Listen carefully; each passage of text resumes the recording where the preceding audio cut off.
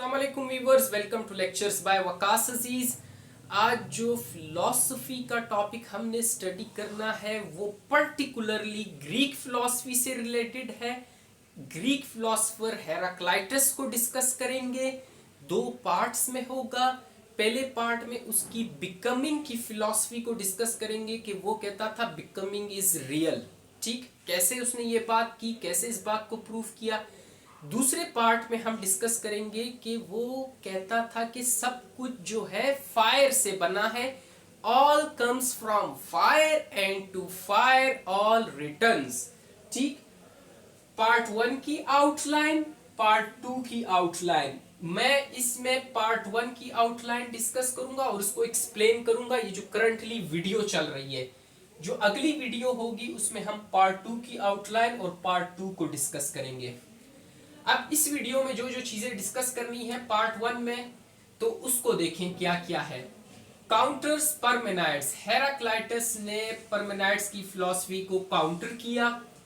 फिर उससे उसने दो बातें निकाली कि बिकमिंग रियल है और परमानेंस और रिलेटिव परमानेंस इल्यूजन है। इन दो बातों को हेराक्लाइटस ने रीजंस प्लस एग्जांपल्स के थ्रू एक्सप्लेन करने की कोशिश की। फिर उसको एक्सप्लेन करने के बाद ये प्रूफ किया कि ऑल इज फ्लक्स। आगे चल के हेराक्लाइटस कहते हैं कि बिकमिंग जो है वो कॉम्बिनेशन है बीइंग प्लस नॉट बीइंग का, जिसका मतलब है कि बीइंग और नॉट बीइंग दोनों क्या है, इक्वली रियल है। आगे हेराक्लाइटस कहते हैं being has not being in it, कि बीइंग के अंदर ही नॉट बीइंग होता है। और लास्ट में कहते हैं हार्मनी ऑफ अपोजिट टेंशंस। अब ये पार्ट 1 की आउटलाइन, जिसे अभी मैं इरेज करके डिस्कस करूंगा, इसको नोट कर लें। पार्ट 2 की आउटलाइन मैं पार्ट 2 के वीडियो के इंट्रो में दूंगा। ठीक, इसको जरा नोट करें। मैं इसको इरेज करके स्टार्ट करते हैं फिर जी। तो शुरू करते हैं टॉपिक अपना हेराक्लाइटस का। उससे पहले देखें कि परमेनाइड्स ने जो बातें की थी उनको जरा देख लें। परमेनाइड्स कहता था कि जो चीज चेंज होती है, जिसके अंदर चेंज है, जैसे वर्ल्ड है, दुनिया, ये चेंज हो रही है, कॉन्स्टेंटली चेंज हो रही है। और जो चीज चेंज हो रही है उसके बारे में हम नॉलेज गेन नहीं कर सकते, इसलिए वो चीज अनरियल है। ठीक, ये पहली बात थी परमेनाइड्स की कि जो चीज चेंज हो रही है अनरियल है। दूसरी बात देखें कि जिस चीज के अंदर चेंज ना हो रहा हो, परमानेंस हो, वो रियल होगी, जिसे परमानेंट्स ने बीइंग कहा कि जिसके अंदर चेंज ना हो, परमानेंस हो, वो रियल होगी। अब हेराक्लाइटस काउंटर करता है परमानेंट्स की इन दो बातों को। हेराक्लाइटस कहता है बिकमिंग रियल है, जिस चीज के अंदर चेंज हो रहा है वो रियल है। ठीक, और जो परमानेंस है या रिलेटिव परमानेंस है ये इल्यूजन है। ठीक, अब इन दो बातों को कि बिकमिंग रियल है और रिलेटिव और परमानेंस जो है ये क्या है, इल्यूजन है, इनको वो कैसे प्रूव करता है। इधर आ जाए, रीजंस देखें और एग्जांपल्स देखें। हेराक्लाइटस कहता है कि all things are changing and passing into new forms and shapes, कि दुनिया के अंदर हर चीज चेंज हो रही है, मोमेंटरी चेंजेस हो रहे हैं और वो न्यू शेप्स ले रही हैं। तो क्या है कि ये चीज हमें ये बताती है, ये जो चेंजिंग है, कि दुनिया के अंदर एम्बेडेड है कि उसने चेंज होना है। एग्जांपल्स देखें, मैच स्टिक और फायर की एग्जांपल देखें। ये बड़ी ऑब्जर्वेबल एग्जांपल है, मैं आप लोगों को दिखाता हूं। ये देखें, ये आग लगाई, ठीक है, मैच स्टिक को, ये देख रहे हैं, इसको आग लग भी रही है और साथ साथ इसका मैटर भी चेंज हो रहा है और इसकी शेप भी चेंज हो रही है और इसका फॉर्म भी चेंज हो रहा है। देखें, नजर आ रहा होगा आप लोगों को प्रोबेबली। ठीक, तो हर चीज क्या है, चेंज हो रही है। आगे आए, चाइल्ड ग्रोथ डेथ, बच्चे की पैदाइश होती है, उसकी नशोनुमा होती है, वो बड़ा आदमी बनता है, उसके बाद एक सर्टेन स्टेज पे जाके उसकी डेथ हो जाती है। ब्रेन डेवलपमेंट देख लें, इसमें भी चेंजेस आपको नजर आते हैं कि स्टार्ट में जब बच्चा होता है उसका ब्रेन बड़ा लिमिटेड होता है क्योंकि उसका एक्सपोजर लिमिटेड होता है, लेकिन जैसे जैसे उसका एक्सपोजर बढ़ता जाएगा तो उसकी ब्रेन डेवलपमेंट होती जाएगी। अगर वो स्कूल में जाएगा, यूनिवर्सिटी जाएगा, कोई प्रोफेशनल जॉब में काम करेगा, इंजीनियर, डॉक्टर होगा, तो ब्रेन अच्छी तरह डेवलप होगा उसकी ओल्डर एज में। लेकिन अगर वो बच्चा स्कूल नहीं गया और आगे जाके लेमैन या कोई लेबर बना तो उसकी ब्रेन की डेवलपमेंट उस तरह नहीं होगी जिस तरह एक किसी प्रोफेशनल डॉक्टर की या किसी इंजीनियर की होती है। तो ब्रेन डेवलपमेंट में भी आप देखें चेंजेस आ रहे हैं। बड है, फ्लावर बनता है, चेंज आता है। कलर शेप ऑफ लीफ, कि लीफ भी अपना कलर और शेप चेंज करता है। स्टार्ट में लीफ की शेप बहुत छोटी सी होती है, फिर वक्त के साथ साथ बड़ा होता जाता है। इसी तरह उसका कलर भी चेंज होता है, पहले लाइट ग्रीन होता है, फिर डार्क ग्रीन होता है, फिर येलो होता है। अब इन सारी बातों से क्या चीज पता चल रही है कि हर चीज के अंदर चेंज है। जैसे आयरन है, आयरन को आप रख दें कुछ अरसे बाद उसको रस्ट लग जाता है, जंग लग जाता है।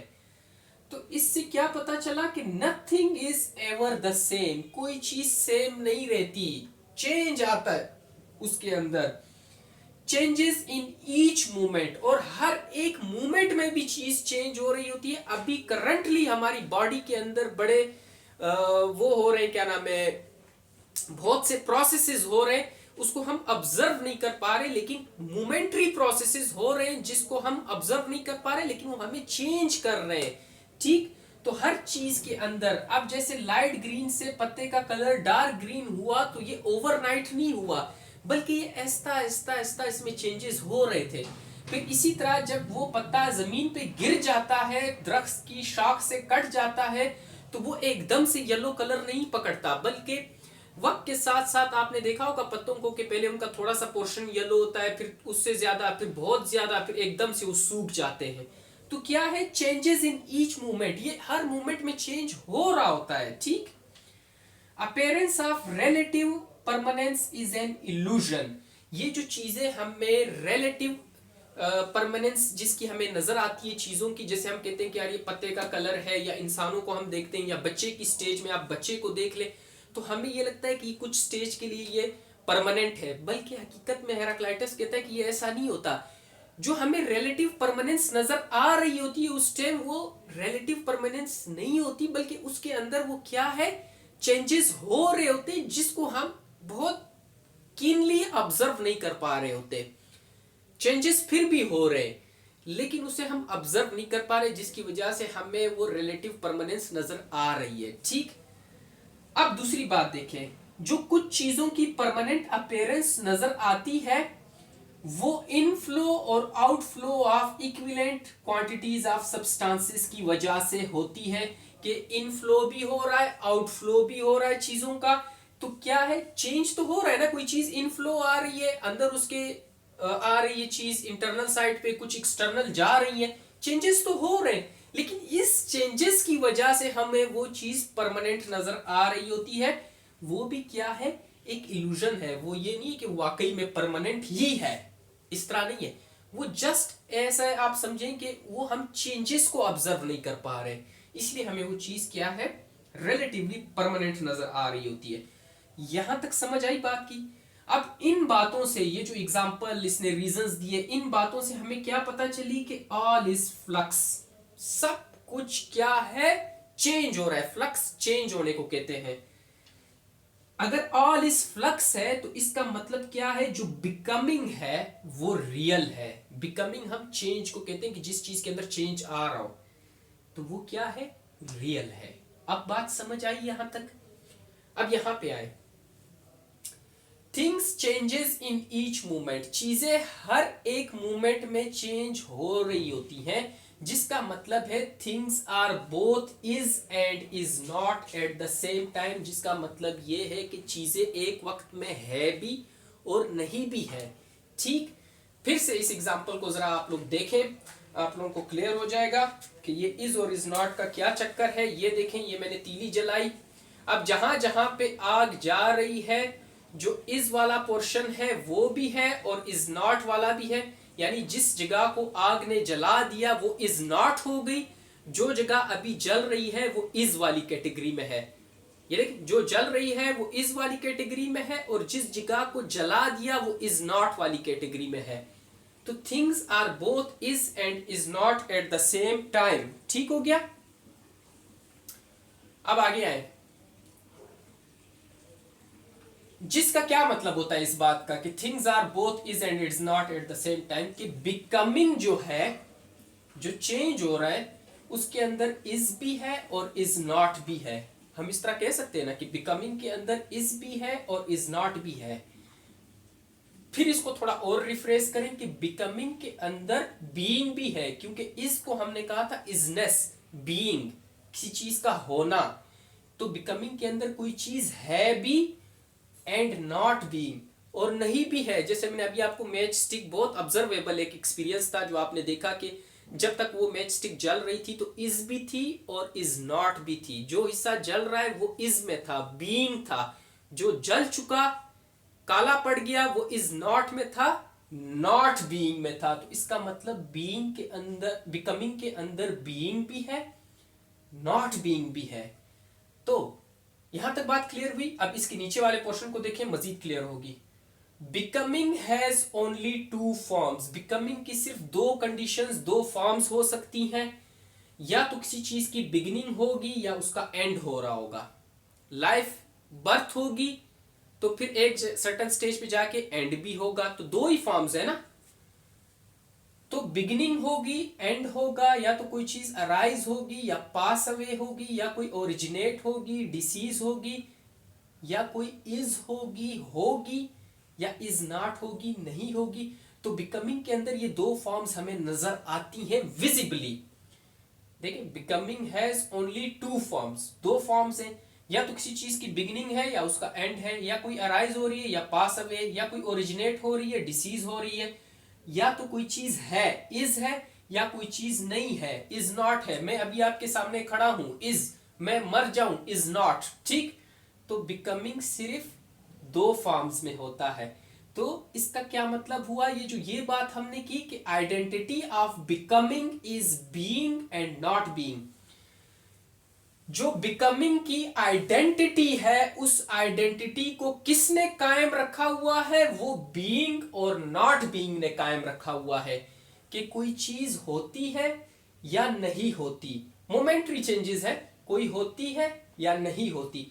इस दो जो खासियतें हैं, कैरेक्टरिस्टिक्स हैं, इसने बिकमिंग को बरकरार रखा है, इस बिकमिंग की आइडेंटिटी को बनाए रखा है। ये जो हम कह रहे हैं, identity of becoming is being and not being. ठीक।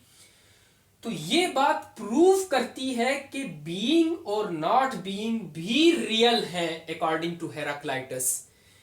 क्योंकि अगर ये दो क्वालिटीज ना हो तो बिकमिंग को आप कैसे एक्सप्लेन करोगे। तो इस दो क्वालिटीज बीइंग और नॉट बीइंग की वजह से कि कोई चीज है और कोई चीज नहीं है, उसकी वजह से क्या है, आप बिकमिंग को एक्सप्लेन कर पाते हो। तो ये इसकी आइडेंटिटी बन गए बिकमिंग की, तो इसलिए ये रियल है। ठीक। बीइंग और नॉट बीइंग भी रियल है। अब यहां तक बात समझ आई। अब मैं इसको इरेज करके अभी लास्ट दो पॉइंट्स रह गए कि बीइंग के अंदर ही नॉट बीइंग होता है, उसको एक्सप्लेन करते हैं। इसको नोट कर ले जी। तो आ जाए अगले पॉइंट्स की तरफ।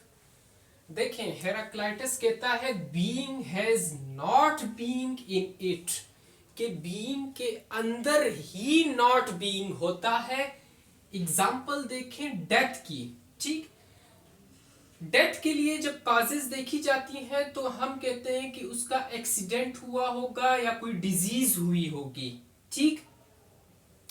एक रशियन जूलॉजिस्ट है मेचनेकॉफ, उसने एक बुक लिखी द नेचर ऑफ मैन। इस बुक में उसने डिस्कस किया कि अगर डेथ की कॉजेज एक्सटर्नल हैं, जैसे कोई एक्सीडेंट हो गया, डिजीज हो गई, डिजीज हम इसको इंटरनल कॉज भी कहते हैं, लेकिन ये है तो फिर भी एक्सटर्नल ना, कि डेथ से आपने अलग हट के देखा कि कोई बाहर से चीज आई और डेथ कॉज की, डिजीज या एक्सीडेंट। तो मेचनेकॉफ कहता है कि अगर हम इन कॉजेस को कंट्रोल कर लें तो हम क्या है, डेथ को क्या है, एक्सटेंड कर सकते हैं। यानी कि हम इंसान इमोर्टल हो सकता है, डेथ को कंकर कर सकते हैं। ठीक, तो मेचनेकॉफ ने जब ये बात की ना कि इस कॉजेस को हम क्या करें, कंट्रोल कर लें या इसके ऊपर काम कर लें। ठीक, तो हेराक्लाइटस ने मेचनेकॉफ की इस बात को कि कॉजेस को कंट्रोल करो, उसने कहा हेराक्लाइटस ने कि साइंस तो बहुत एडवांस है, अगर ये कॉजेस साइंस कंट्रोल कर भी ले फिर भी वो इस डेथ को नहीं रोक सकती। क्यों नहीं रोक सकती? क्योंकि हेराक्लाइटस कहता है life has the germ of death already in it, कि लाइफ के अंदर ही जो है वो जर्म ऑफ डेथ मौजूद है। लाइफ इज डेथ पोटेंशियल, कि लाइफ बजाते खुद डेथ पोटेंशियल है, जिसका मतलब है कि लाइफ बीइंग है और डेथ नॉट बीइंग है। मतलब लाइफ के अंदर ही डेथ है, जिससे ये आप इसको रिफ्रेश करें कि बीइंग के अंदर ही नॉट बीइंग है। अब समझ आई बात की? तो हेराक्लाइटस कहता है कि मेचनेकॉफ ने जो कहा था ना कि हम इसको क्या करें, एक्सटर्नल कॉजेस को कंट्रोल करके उस पर काम कर लें, तो फिर भी पॉसिबल नहीं है, डेथ ने फिर भी आना है। क्यों आना है? क्योंकि लाइफ के अंदर ही ये पोटेंशियल है कि वो बाद में खत्म हो जाएगी। यहां तक बात समझ आई? अब यहां पे है harmony of opposite tensions. Heraclitus ने कहा कि हार्मनी है अपोजिट टेंशंस की। All things in the universe contain, ये 2 दफा लिख दिया है, मेरा भी दिमाग उड़ा हुआ है। All things in the universe contain their own opposites, के यूनिवर्स में जितनी भी चीजें हैं उनके अपने अपोजिट्स उनके अंदर मौजूद है। यानी बीइंग के अंदर नॉट बीइंग मौजूद है। बीइंग का जो अपोजिट है नॉट बीइंग, वो बीइंग के अंदर ही मौजूद है। जैसे लाइफ का अपोजिट डेथ है और मौजूद लाइफ के अंदर ही है। लाइफ होगी तो डेथ होगी ना, लाइफ है ही नहीं तो कैसे हम कह सकते हैं किसी की डेथ हुई? ठीक, all things in the universe contain their own opposites, जैसे लाइफ का डेथ, ठीक, लाइफ के अंदर ही मौजूद है डेथ। गुड के अंदर ही मौजूद है ईवल, गुड का अपोजिट ईवल। लाइट के अंदर ही मौजूद है डार्क, लाइट का अपोजिट डार्क। प्लेयर के अंदर ही पेन है, प्लेयर का अपोजिट पेन। तो इन बातों से क्या पता चलता है? Being has not being in it. ठीक, अब आगे देखें। Existence of things is possible because of constant tension between these opposites. Existence हर चीज की, चाहे इंसान है चाहे कोई मटेरियल ऑब्जेक्ट है, उसकी पॉसिबल ही इसीलिए है क्योंकि इन अपोजिट्स के दरमियान में टेंशन है, कन्फ्लिक्ट है। और इस कन्फ्लिक्ट की वजह से जो है हर चीज जो है क्या है, उसकी एग्जिस्टेंस पॉसिबल है। If there were no conflict, अगर इनके दरमियान में कन्फ्लिक्ट खत्म हो जाए, टेंशन खत्म हो जाए in a thing, it would cease to exist, तो वो चीज एग्जिस्ट ही नहीं करेगी। ठीक, अब समझ आई यहां तक? अब ये हेराक्लाइटस की बिकमिंग, बीइंग और नॉट बीइंग, इन चीजों को हमने डिस्कस किया। अब इसका पार्ट 2 मैं यहाँ पे इरेज करके लिखूंगा, जिसमें वो कहता है कि all comes from fire and to fire all returns. तो उस पार्ट को भी जरूर देखें, बहुत इंपॉर्टेंट है। आपके सेमेस्टर में इस तरह के क्वेश्चंस हेराक्लाइटस की उस पे आ सकते हैं कि उसने फायर क्या क्यों कहा। ठीक, थैंक यू, अल्लाह हाफिज।